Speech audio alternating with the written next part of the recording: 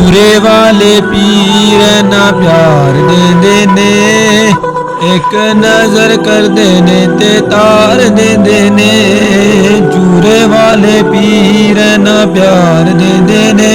بسم اللہ الرحمن الرحیم۔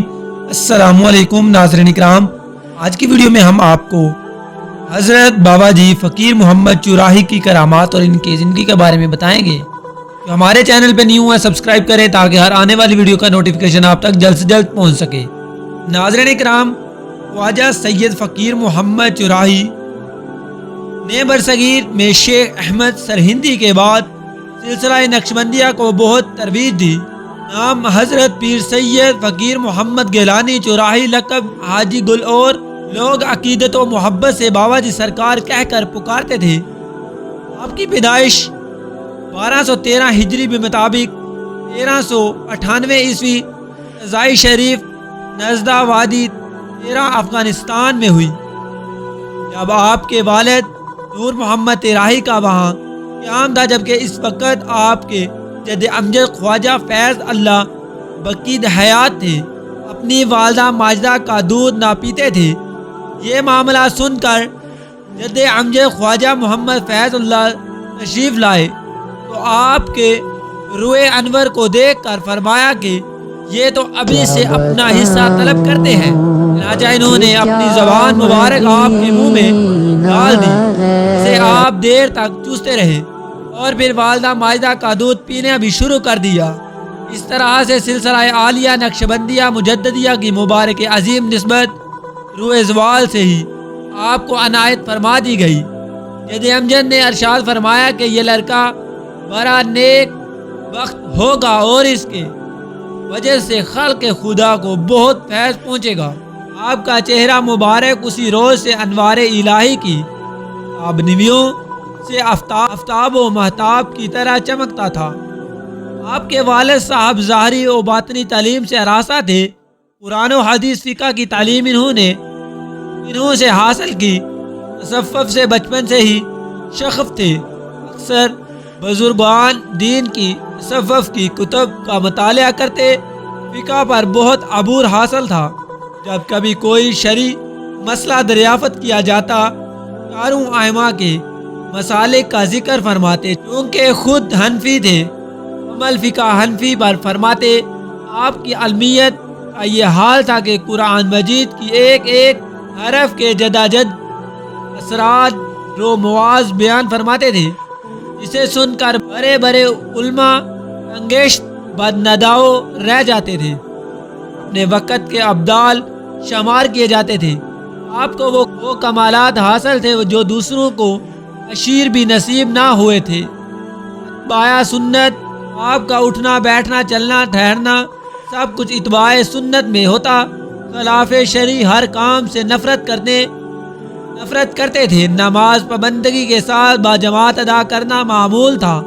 روزانہ 2.5 پارے تلاوت کرتے، الخیرت اور حزب البہار پڑھنا روز کا معمول تھا۔ ذکر خفی ہمہ وقت ہو رہا ہوتا، جب کوئی غور سے دیکھتا تو ذکر الہی کی حلق سی آواز سنتا، جبکہ زبان سے خاموش۔ جہاں کہیں جاتے قیام مسجد میں رکھتے۔ حالیہ مبارک آپ کا قد مبارک دراز، چہرہ گندم گو، بینی سرخ دراز، ریشہ مبارک سفید، چشم مبارک موزہ، گیسو مبارک شانوں تک معلق رہتے۔ جب خلافت عطا ہوئی تو اپنی زندگی تبلیغ دین کے لیے وقف کر دی۔ ہر وقت سلسلہ رشد و ہدایت جاری رہتا۔ دور دراز علاقوں میں تبلیغ دور فرماتے، بڑے بڑے علماء ان کے مرید ہوئے، جس سے فیض کی تقسیم میں مزید اضافہ ہوا۔ آخر دم تک سلسلہ فیض اپنے سالکین و متصلین کو پہنچاتے رہے۔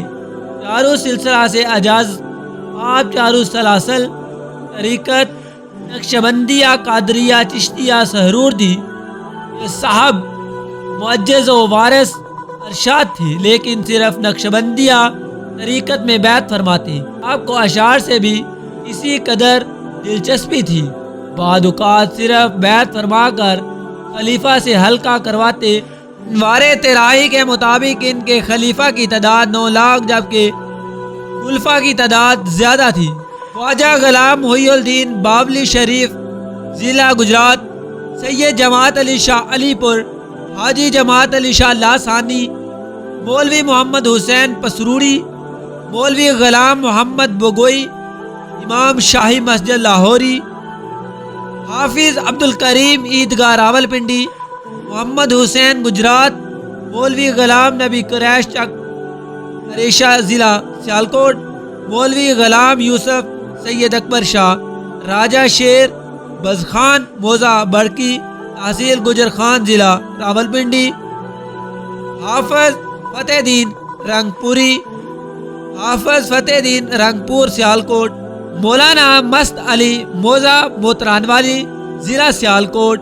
ناظرین کرام، آپ کے وصال کی بات کریں تو آپ کا وصال تقریباً 100 سال کی عمر میں 29 محرم الحرام 1 جولائی 1315 ہجری بھی مطابق 1897 عیسوی کو بروز جمعرات ہوا۔